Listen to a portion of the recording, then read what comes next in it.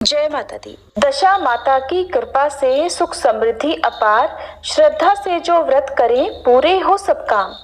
दशा माता व्रत का महत्व केवल पहले दिन तक ही सीमित नहीं रहता, बल्कि इसका प्रभाव और पुण्य फल अगले दिन भी विशेष रूप से महत्वपूर्ण माना जाता है।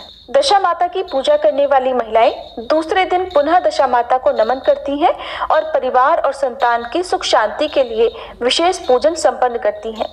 कहते हैं कि जो स्त्री इस दिन विशेष विधि से पूजन कर अपने संकल्प को पूर्ण करती है, उसके घर में माँ लक्ष्मी जी सदा वास करती हैं और हर प्रकार की आर्थिक और पारिवारिक बाधाएं उस घर से दूर हो जाती हैं। हमारे चैनल पर दशा माता के पहले दिन की कहानी सुनने के लिए आप सभी को बहुत बहुत धन्यवाद। आज सुने दशा माता के दूसरे दिन की कहानी। एक बार एक राजा था, उसकी 2 रानियां थी। बड़ी रानी की कोई संतान नहीं थी। छोटी रानी का एक पुत्र था। राजा छोटी रानी और राजकुमार को बहुत प्रेम करता था। ये देखकर बड़ी रानी छोटी रानी से ईर्ष्या करने लगी और इसी ईर्ष्या के कारण बड़ी रानी राजकुमार के प्राण ले लेना चाहती थी। एक दिन राजकुमार खेलता खेलता बड़ी रानी के चौक में चला गया। बड़ी रानी ने राजकुमार के गले में एक काला सांप डाल दिया। छोटी रानी दशा माता का व्रत किया करती थी और राजकुमार भी दशा माता का ही दिया हुआ आशीर्वाद था। दशा माता की कृपा से राजकुमार के गले में वह सांप बिना नुकसान पहुंचाए हुए कहीं और चला गया। ये देखकर दूसरे दिन बड़ी रानी ने लड्डुओं में जहर मिलाकर राजकुमार को खाने के लिए दिए। राजकुमार जैसे ही लड्डू खाने लगा तो दशा माता एक दासी का रूप धारण करके आई और राजकुमार के हाथ से वह जहरीले लड्डू छीन लिए। बड़ी रानी का ये वार भी खाली गया। इस बार भी वह असफल हो गई। अब रानी को बड़ी चिंता हुई कि वो किसी भी तरह से राजकुमार को मार ही डालेगी।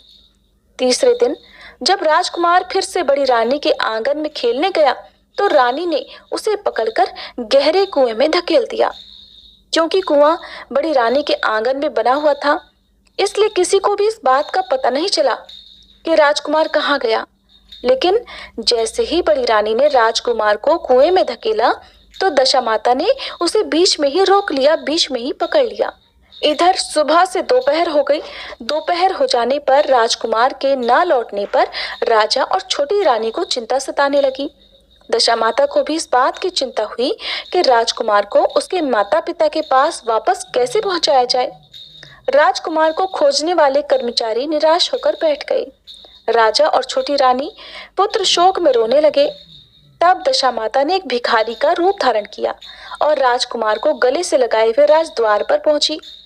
वह राजकुमार को एक वस्त्र में छुपाए हुए भिक्षा मांगने लगी। तब सिपाहियों ने उसे धुतकारते हुए कहा कि तुझे भिक्षा की पड़ी है और यहाँ राजकुमार खो गया है। सारे लोग दुख और चिंता से व्याकुल हो रहे हैं, तुम यहाँ से चले जाओ।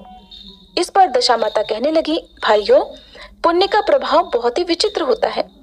अगर मुझे भिक्षा मिल जाए तो हो सकता है कि खोया हुआ राजकुमार तुम लोगों को मिल जाए। ये कहकर वह राजमहल की देहरी पर पैर रखने लगी। सिपाहियों ने उसे आगे बढ़ने से रोका। उसी समय दशा माता ने बालक का पैर वस्त्र से बाहर कर दिया। सिपाहियों ने समझा कि कुंवर उसके हाथों में है, इसलिए उस भिखारिन को अंदर जाने दिया। दशा माता राजकुमार को लिए हुए अंदर चली गई। उन्होंने राजकुमार को चौक में ही छोड़ दिया और वापस चली गई। किंतु रानी ने दशा माता रूपी भिखारिन को देख लिया था। तो रानी कहने लगी, खड़ी रहो, और कौन हो तुम? तुमने 3 दिन तक मेरे बेटे को छुपा कर रखा था, तुमने ऐसा क्यों किया? तुम्हें मेरे इस प्रश्न का उत्तर देना ही होगा। दशा माता उसी समय रुक गई। फिर उन्होंने बताया कि मैं तुम्हारे पुत्र को चोरी करने वाली नहीं हूँ। मैं तो तुम्हारी आराध्या देवी दशा माता हूँ और मैं तुम्हें सचेत करने आई हूँ कि बड़ी रानी तुमसे बहुत ईर्ष्या रखती है। वो तुम्हारे राजकुमार के प्राण ले लेना चाहती है। एक बार उसने तुम्हारे पुत्र के गले में काला विषैला सांप डाल दिया था, जिसे मैंने भगाया। दूसरी बार उसने इसे जहरीले लड्डू खाने को दिए थे, जिन्हें मैंने इस राजकुमार के हाथों से छीन लिए थे। और इस बार उसने तुम्हारे राजकुमार को अपने आंगन के कुएं में धकेल दिया था और मैंने इसे बीच में ही पकड़कर इसकी रक्षा की। इस समय मैं भिखारिन के वेश में तुम्हें सचेत करने आई हूँ। ये सुनकर छोटी रानी दशा माता के पैरों में गिरकर क्षमा मांगने लगी। छोटी रानी विनीत भाव से हाथ जोड़कर बोली, हे दशा माता, जैसे कृपा आपने मुझे दर्शन देकर की है, वैसे ही मैं चाहती हूँ कि आप सदैव इस महल में ही रहें। मुझसे आपकी जैसी सेवा होगी मैं करूँगी। तब दशा माता कहने लगी कि मैं किसी घर में नहीं रहती। जो श्रद्धा पूर्वक मेरा ध्यान स्मरण करता है, मैं तो उसी के हृदय में निवास करती हूँ।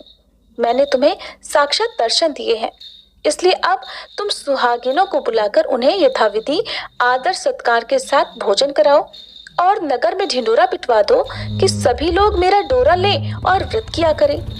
ऐसा कहकर दशा माता वहीं अंतर ध्यान हो गई। तब रानी ने अपने राज्य की सौभाग्यवती स्त्रियों को निमंत्रण देकर बुलाया और उबटन से लेकर शिरोभूषण श्रृंगार कर उनकी यथाविधि सेवा करके स्वादिष्ट भोजन कराया और दक्षिणा में गहने आदि देकर विदा किया। फिर तो रानी ने अपने राज्य में ढिंडोरा पिटवा दिया कि अब से सब लोग दशा माता का डोरा लिया करें। सब मिलकर प्रेम से बोलिए दशा माता की जय। ये थी दशा माता के दूसरे दिन की कहानी। अगली वीडियो में आप दशा माता के तीसरे दिन की कहानी भी हमारे चैनल पर जरूर सुनिएगा। दोस्तों, आपको ये कथा कैसी लगी कृपया कमेंट कर ज़रूर बताएं। वीडियो पसंद आया हो तो लाइक करें और अपने दोस्तों के साथ शेयर करें। ऐसी ही और भी बहुत सारी कहानियों को सुनने के लिए चैनल को सब्सक्राइब ज़रूर करें।